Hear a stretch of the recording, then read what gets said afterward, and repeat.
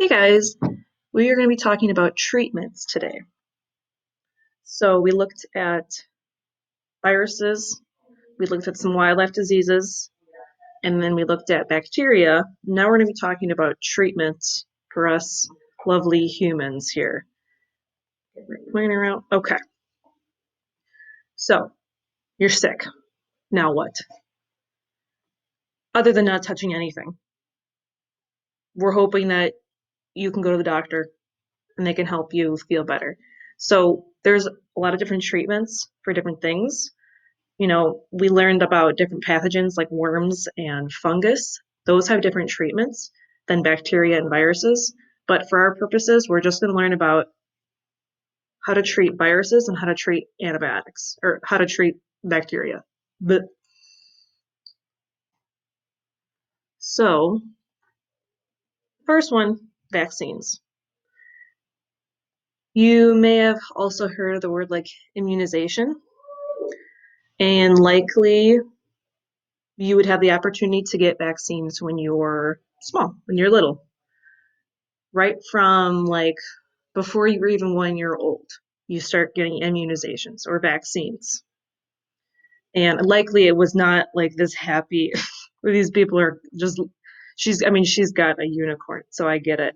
But they're just all very happy. I doubt, well, it hasn't happened yet, so she's sterilizing. It probably was like very traumatic because it's like this sharp needle and then it hurts sometimes. It's sore a little bit afterwards. But it's super helpful. Why is it helpful? Why do we get vaccines? Well, let's look at first, what are vaccines made of? Are they a live form of virus, a weakened form of a virus, or antibiotics? Which one? It's a weakened form of the virus. So weakened means that it's not meant to infect you and replicate and make you sick. Sometimes you still get some of the side effects because it's triggering your body to make antibodies and to respond. Sometimes when our immune system responds, we get some nasty side effects. So let's look at this vaccine in particular. If we zoom in, we see here that there's a bunch of antigens. These blue dots are antigens that are in this vaccine. So if you're wondering, okay, I think I've heard of antigen, I just forget. What's an antigen? An antigen is this yellow dot. It's basically a marker,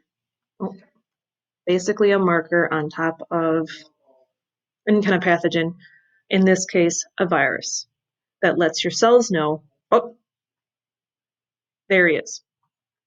So your cells will see this antigen and then communicate with other immune cells to stimulate the production of antibodies.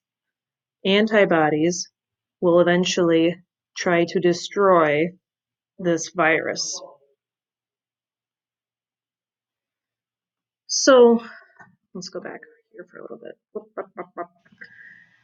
So we get vaccines so we can help our body stimulate the production of antibodies. This thing here. This is helpful because if I got a vaccine, got it, now my body has been exposed to this antigen, it's making antibodies. Let's say, um, my husband doesn't get the vaccine. He gets sick with the virus, and then he exposes me to this virus.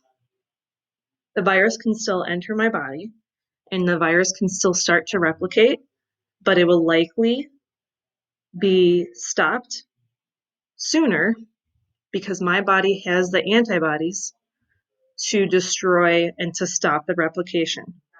So I will likely get infected, but I'll get better like 3 times faster than my husband, even if I get sick. I may not even get sick to begin with. I may not even know that is it. I may not even know the virus has entered and infected me because my body fought it off so fast I didn't even know.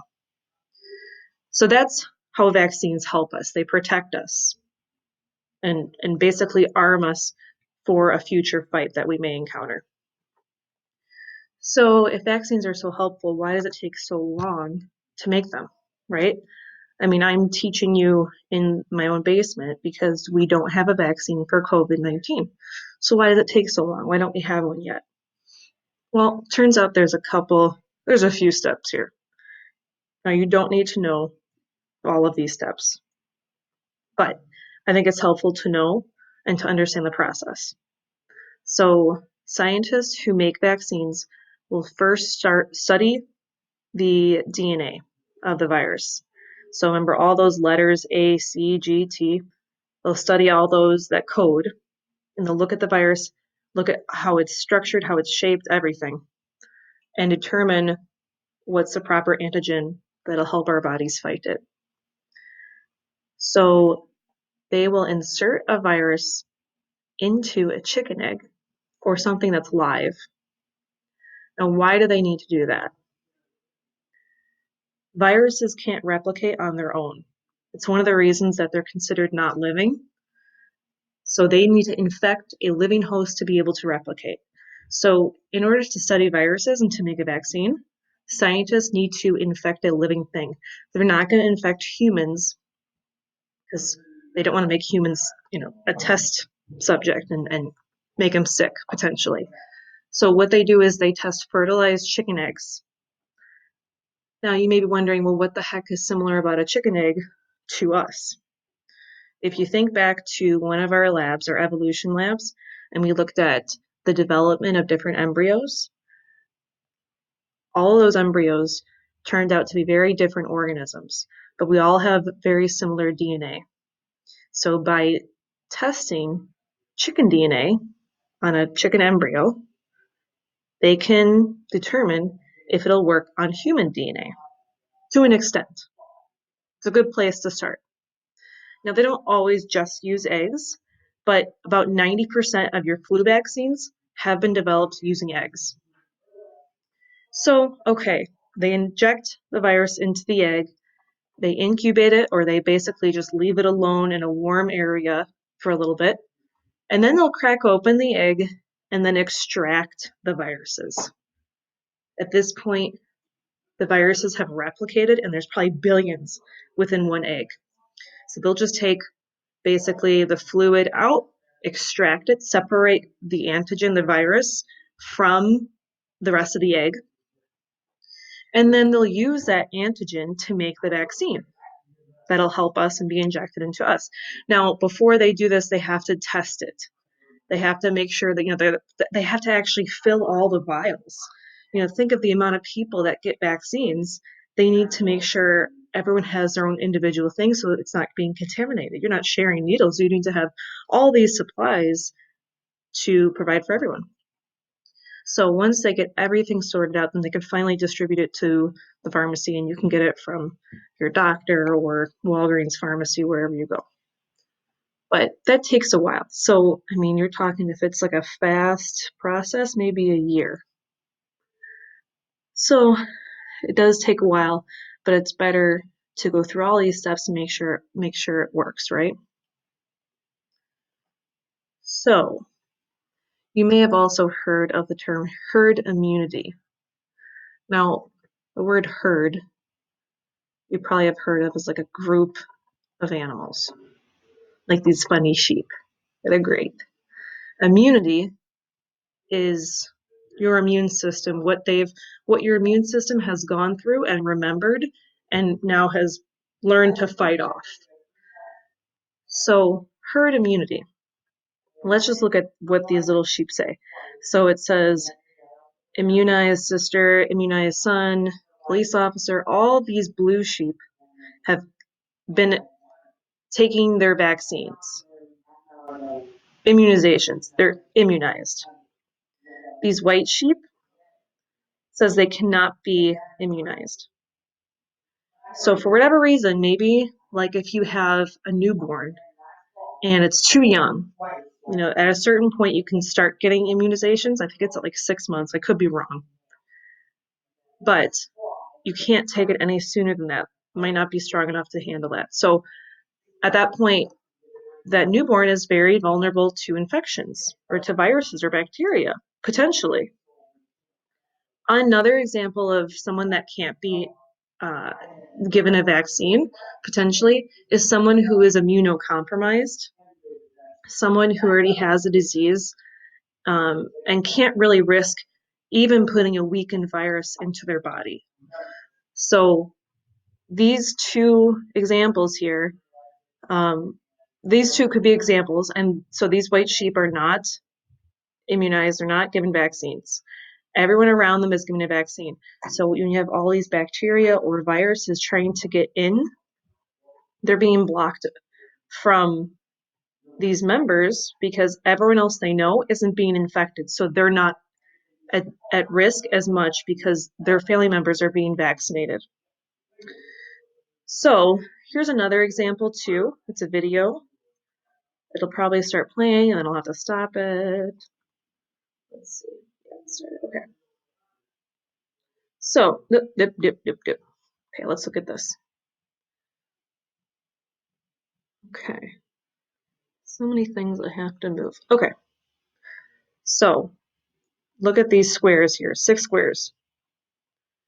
The blue represents people who are unvaccinated.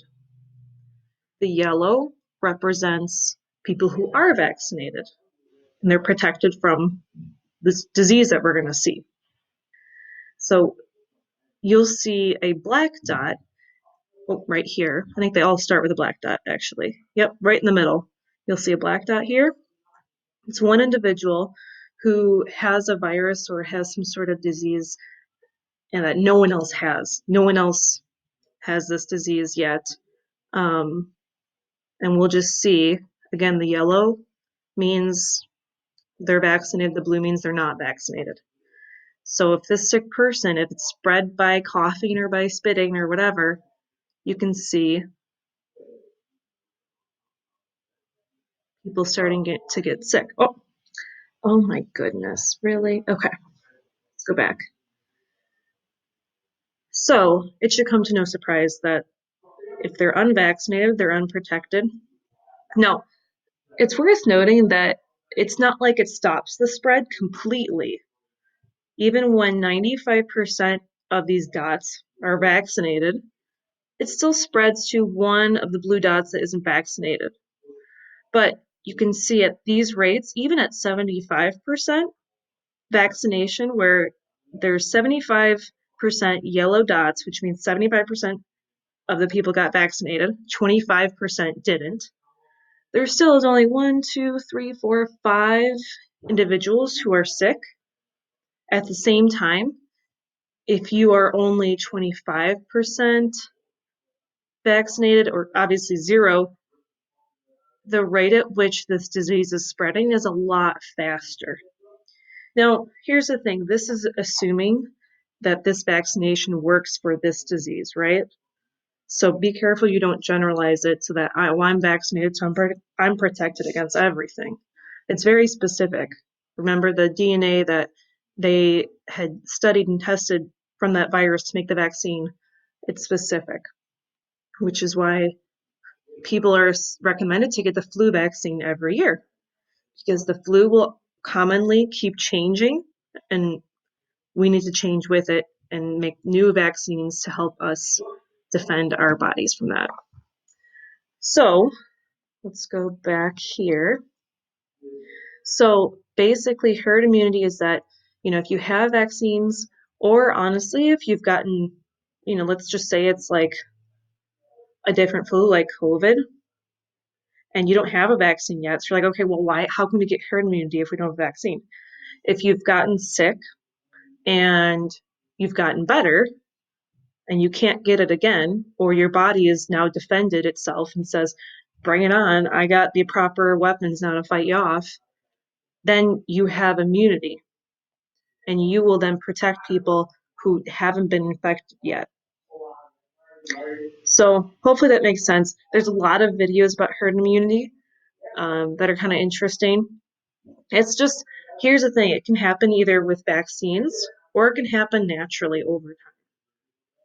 And they're hoping that with us staying inside, that we can start building a herd immunity and slowly, having the spread slow down, not only to help our hospitals, but also to just build up this herd immunity so that we can, as soon as we start going outside and having places opened up, a lot of people might be immune because they're exposed to it. You may not even know, but you may have been exposed to it and you've gotten better. And now you have the immunity to fight against it. And then also to protect people who don't have it because you can't catch it or you can't spread it to them. So that will bring us into antibiotics. So antibiotics now are going into a whole different direction. Antibiotics you do not take when you have a viral infection. Antibiotics are given when you have like a bacterial infection. So, nope. What are antibiotics made of?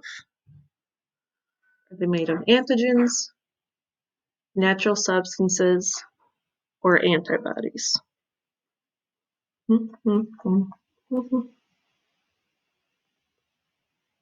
Whoops. So they are made of natural substances. So I think I skipped one here, but okay. So they're natural substances that are found in actually like mold growth, like this lovely moldy lemon, and plants. So, and if you look, if we just zoom in on this mold, you can see it, mold, it looks like just a white blob to us. But if you were to use a microscope, you can actually see it's a living organism. So they will use mold and plants to make antibiotics. So, and it's pretty fascinating. If you go back here, I will put a link to this video. So this gentleman here does an experiment where he has this orchid plant and he actually takes a leaf from it, and you can follow along with the rest of the experiment, but he extracts molecules from this plant to make an antibiotic, and then he actually tests it out on this agar plate. So he actually put the antibiotic there, and that shows the microbes he also put on there. So it does show that this antibiotic that he derived from the orchid works to fight off against the microbes he used. So kind of cool. We're not going to watch it now, but I will put that video up for you. So let me see here. I don't know why that double copied there, but okay. So we know antibiotics fight bacteria, right? But let's not forget we have this wonderful tree of evolution here. And you see all these organisms are on there. They have not stopped changing. They're always changing. They're always influenced by their environment. So bacteria is still evolving. What does that mean for antibiotics? So at some point, the bacteria can become evolved and change its characteristics so that antibiotics don't actually work against the bacteria. So you can see there's some problems here. So if the bacteria changes its characteristics enough and antibiotics don't work, then it can actually just take over and start replicating and make you sick. And the antibiotics that you were prescribed to take, originally when you were sick the first time with a bacterial infection, now won't work against this new bacteria.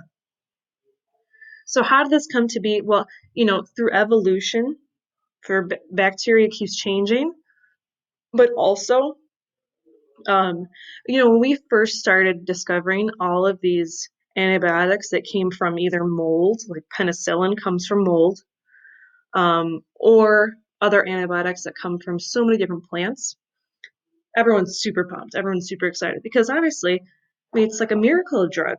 You're sick with some sort of infection, and instead of having to like amputate an arm because it's infected, you take this pill and now you get to save your arm. Great. So the problem was, and still is sometimes, is that people take antibiotics for a lot of things that they don't necessarily need to take antibiotics for. Why would that be harmful? Well, if we go back to this picture here, or maybe even this picture, let's go with this picture. So the antibiotics will kill this bacteria, wipe it out. Great. What if there was two types of bacteria? So the other one and then this one. So essentially, before, you had kind of a competition to take over your body.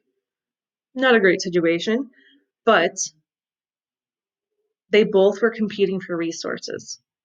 Now with the antibiotics, you've totally wiped out this other bacteria and you've left this bacteria to now take over your body. When before, maybe they would have outcompeted each other and then, just naturally,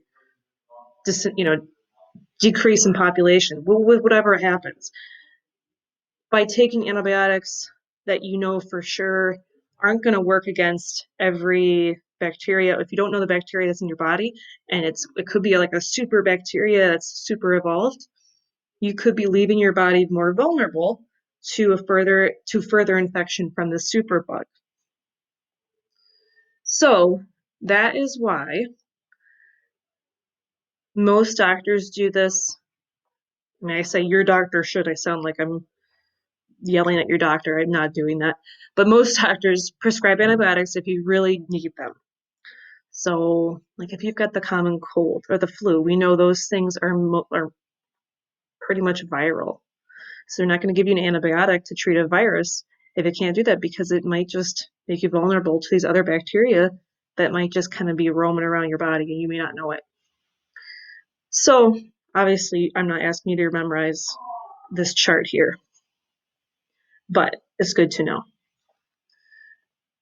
So learned about vaccines, we learned about antibiotics. There are different treatment types, but like I said, we're not going to go into it a whole bunch. So I will link some other videos, and there's just a few questions about treatment. So number one, complete the questions about treatments. That'll be after this video. And you can look at the other videos if you want. Monday is going to be a work day. So we're going to let you guys catch up a little bit. Some of you are doing great. Some of you are still trying to get through this process. We know it's not ideal. This isn't ideal, right? And when you're dealing with technology, some things happen. We get it. So we want to give you plenty of time to catch up. If you need help with anything, if you have questions, just let us know. We're here for you, okay? So Tuesday, we're going to start a new unit, ecology. So Haus and I are pretty pumped about that. So yeah, if you need anything, need to reach out to us, or even if you just want to say hi, I mean, we would love it if you just said hi. I mean, I'm going a little crazy. I'm in my basement. I'm just like with my cats. I'm just talking at my computer. Just say hi. But that's all. You probably are like, okay, got it. So, all right, that's all. Complete the questions. Not a lot. If you've paid attention, you can go through and rewind this screencast to help you with it. And as always, you can make 3 attempts with the questions too. So, all right, guys, have a good weekend and be safe.